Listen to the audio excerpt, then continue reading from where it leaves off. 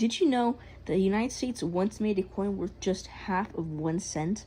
It may sound unbelievable today, but for more than 60 years, the half cent played an important role in everyday American life. Welcome back to Coin Quest, where every coin has a story. Today, we're exploring the fascinating history of the United States half cent from the first appearance in 1793 to its final year of production in 1857. When the United States Mint opened in Philadelphia, one of its first priorities was producing coins that everyday Americans could actually use. At the time, a half cent had real purchasing power. It could buy small household items, food, or pay part of a day's wages. Since money was scarce in the young nation, every fraction of a cent mattered. The very first half cent was struck in 1793, known today as the Liberty Cap half cent. It featured Lady Liberty with flowing hair and a Liberty Cap on a pole, a symbol of freedom with the American Revolution. These coins were made entirely of copper and measured much larger than today's cents. Production was continuous every year. In fact, the mint skipped several years because of the changing demand, limited copper supplies, and production priorities. This makes some dates much scarcer than others. In 1794, the design was modified, creating the collectors now called the Liberty Cap head facing right variety.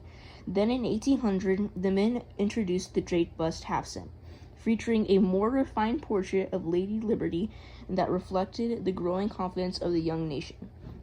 The next major redesign came in 1809 with the classic head half cent. This design remained in production until 1836 and saw several improvements in manufacturing as the Mint adopted better equipment and more consistent striking techniques. Finally, in 1849, the last major design appeared, the braided half cent. Designed by chief engraver Christian Courbet, many collectors consider it the most elegant of all half-cent designs. These were produced through 1857, the final years of the denomination. So why did a half-cent disappear? By the 1850s, the American economy had changed dramatically. Inflation had reduced the coin's purchasing power, and very few people wanted to carry or use such a small denomination at the same time. Rising copper prices made producing large copper coins increasingly expensive. In 1857, Congress officially ended production of both the half cent and the large cent. They were replaced by the smaller Flying Eagle cent, which was made with a copper nickel alloy and was much more practical for everyday commerce. Today, half cents are highly collectible. Common dates can often be found at affordable prices in lower grades, making them a great entry point into American coin collecting.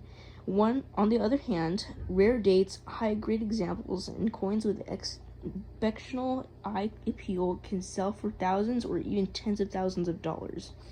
When collecting half cents, be sure to examine them carefully for signs of cleaning, damage, or environmental corrosion. Original surfaces and attractive color are highly prized by collectors and can make a significant difference in value. The half cent reminds us that even the smallest coin can tell a big story.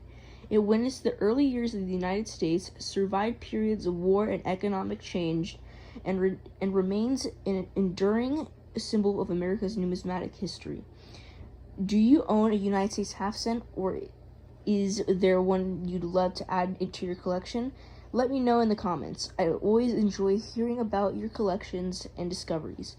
If you enjoyed this look back at one of America's earliest coins, please give this video a thumbs up, subscribe to Coin Quest, and hit the notification bell so you never miss future coin history, coin roll hunts, numismatic news, and valuable coins to look for. Thank you for watching, and remember, every coin has a story, and the next great piece of history could be waiting in your collection.